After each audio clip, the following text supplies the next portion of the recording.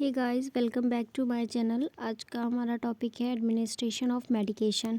Medication को कैसे administer करते हैं, कैसे लेते हैं, किस रूट से लेते हैं, किस किस रूट से लेते हैं और क्यों लेते हैं, क्या कंडीशन होती है जब हम लेते हैं। तो ठीक है, तो रूट ऑफ एडमिनिस्ट्रेटिंग मेडिकेशन आते हैं, शुरू करते हैं।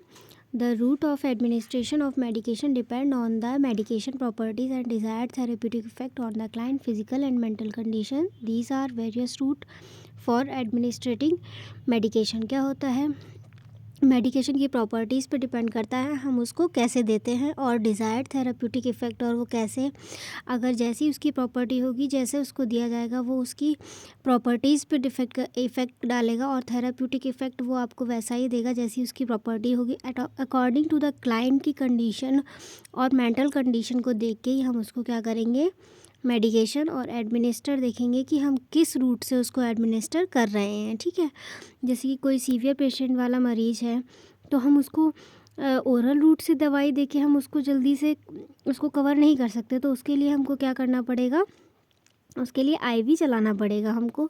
तो उसकी फ़िज़िकल कंडीशन और मेंटल कंडीशन पे भी डिपेंड करेगा कि हम उसको किस रूट से दवाई देना प्रेफर करेंगे। उसके बाद हम आते हैं ओरल रूट्स। ओरल रूट में क्या होता है कि हम जो मुंह से ली जाने वाली दवाई होती है हम उसको ओरल रूट कहते हैं, जो मुंह से नॉर्मली जो हम लोग दवाई खाते हैं। ठीक है, it is the easiest and the most commonly use method of administrating medication.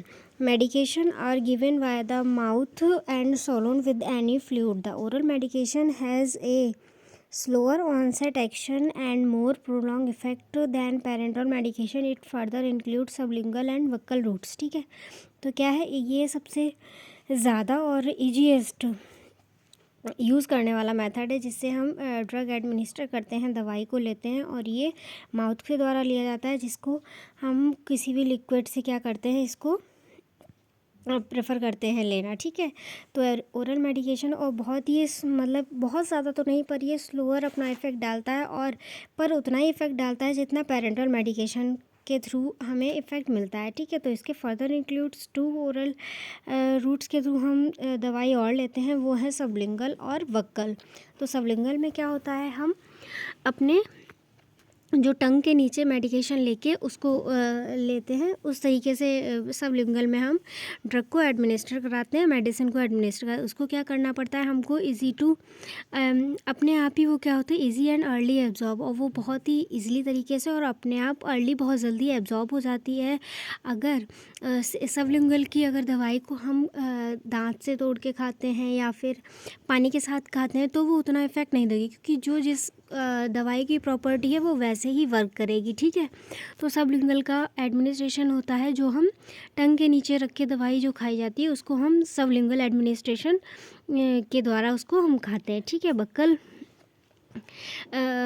Administration क्या होता है, buccal it involves placing the solid medicine in the mouth against the mucous membrane of the cheek until the medication dissolve. Patient are instructed not to be chewing or swallow the medication or not to drink any liquid with it. It acts locally on the mucosa or systematically when swallowed in the person saliva. ये क्या है, इसको क्या है, buckle administration क्या होता है, कोई भी मेडिसिन जो बक्कल के द्वारा ली जाती है, जैसे कि जो चीक के द्वारा, चीक पे क्या होता है, आपको वो मेडिसिन रखनी होती है और वो अपने आप डिज़ोल्व हो जाती है। उसको आपको दांत से तोड़ के चबा के खाने के निगलने की कोई ज़रूरत नहीं होती, वो अपने आप ही डिज़ोल्व हो जाती है। उसको हम बक्कल एडमिनिस्ट्रेशन बोलते हैं रूट के थ्रू। ठीक है, उसके बाद हम आते हैं पेरेंटल रूट। पेरेंटल रूट में कोई भी जैसे कि दवाई जो लेते हैं, मेडिकेशन का एडमिनिस्टर कराते हैं, वो पेरेंटल रूट से होता है। Injecting medication into body tissue and blood vessels, जो भी इंजेक्शंस वगैरह लेते हैं तो वो क्या है, बॉडी टिश्यू में जाके सीधा वर्क करते हैं और ब्लड वेसल्स में जाते हैं, उसको हम पेरेंटल रूट कहते हैं। ठीक है, और ये बहुत जल्दी इफ़ेक्ट डालते हैं, और ये सीवियर कंडीशन में हम सबसे ज़्यादा पेरेंटल रूट का ही इस्तेमाल करते हैं। जब कोई सीरियस पेशेंट आ जाता है, बहुत सीरियस कोई डिसीज़ होती है ऐसी, उसकी वजह से उसमें हम पेरेंटल रूट ही यूज़ करते हैं। उसके बाद क्या आता है, इसके भी फर्दर 4 टाइप्स होते हैं, जैसे कि सबक्यूटेनियस होता है, इंट्रामस्कुलर होता है, इंट्रावेनस होता है, इंट्राडर्मल रूट होता है। वो मैंने आपको ज़्यादा ब्रीफली इसलिए नहीं समझाया क्योंकि आप जब पढ़ोगे तो उसमें खुद आ जाएगा, और जितना बताना था वो मैंने बता दिया है। उसके बाद आते हैं सबक्यूटेनियस क्या होता है। Injection given into the tissue just below the dermis skin. जो डर्मिस लेयर होती है स्किन की, उसके जस्ट बिलो जो टिश्यू होते हैं वहाँ तक जो ड्रग एडमिनिस्टर किया जाता है उसको हम सबक्यूटेनियस रूट बोलते हैं। इंट्रामस्कुलर जो आईएम मसल्स में दिया जाता है उसको हम इंट्रामस्कुलर बोलते हैं। जो वेंस में दिया जाता है उसको हम इंट्रावेनस बोलते हैं, और जो डर्मिस लेयर में दिया जाता है उसको हम इंट्राडर्मल बोलते हैं। ठीक है, उसके बाद आते हैं इंट्रापेरिटोनियल रूट। इंट्रापेरिटोनियल रूट क्या होता है।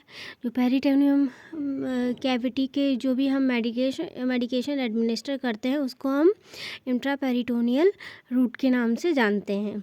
उसके बाद हम आते हैं इंट्राप्लूरल कैविटी।